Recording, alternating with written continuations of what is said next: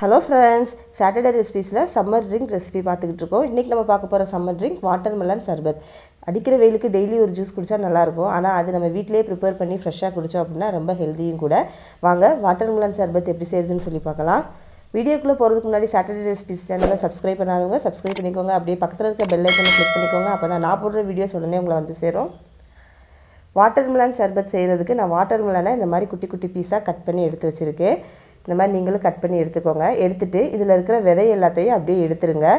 நமக்கு கண்ணில் தெரிகிற அளவுக்கு இருக்கிற விதை எல்லாத்தையுமே எடுத்துருங்க. ரொம்ப பெரிய பெரிய விதையாக இருக்குல்ல, அது எல்லாத்தையுமே ரிமூவ் பண்ணிடலாம். குட்டி குட்டி விதையெல்லாம் நம்ம வந்து ஜூஸ் அடிச்சுட்டு அதுக்கப்புறம் ஃபில்ட்ரு பண்ணும்போது நம்ம ஃபில்ட்ரு பண்ணிக்கலாம். இந்த மாதிரி இருக்கிற எல்லா விதையுமே எடுத்துக்கோங்க. எடுத்துகிட்டு இதில் இருக்க தோலை ரிமூவ் பண்ணிவிட்டு அப்படியே இது எல்லாத்தையுமே குட்டி குட்டி பீஸாக கட் பண்ணி எடுத்து வச்சுக்கலாம். இந்த மாதிரி குட்டி குட்டி பீஸாக கட் பண்ணி எடுத்து வச்சுக்கோங்க. அப்போ தான் நம்ம மிக்ஸி ஜாரில் போட்டு கிரைண்ட் பண்ண ஈஸியாக இருக்கும். இப்போ ஒரு மிக்ஸி ஜாரில் நம்ம கட் பண்ணி வச்சுருக்கிற வாட்டர்மெலனை ஆட் பண்ணிக்கலாம். கூடவே 25 ml நன்னாரி சர்பத் நான் ஆட் பண்ணுறேன். சுகர் எதுவுமே ஆட் பண்ணலை, நன்னாரி சர்பத் ஆட் பண்ணுறேன்.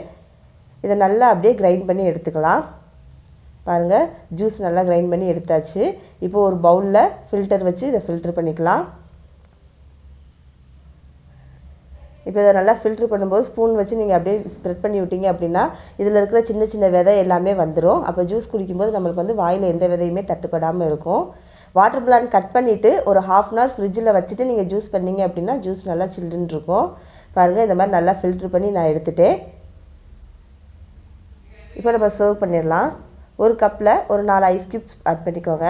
ஆட் பண்ணிவிட்டு குட்டி குட்டியாக கொஞ்சம் வாட்டர்மெலன் கட் பண்ணி வச்சுருக்கேன், அதையும் இதில் ஆட் பண்ணிக்கலாம்.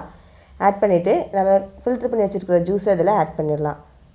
அவ்வளோதாங்க, சில்லுன்னு சூப்பரான வாட்டர்மெலன் ஜூஸ் ரெடி ஆயிடுச்சு.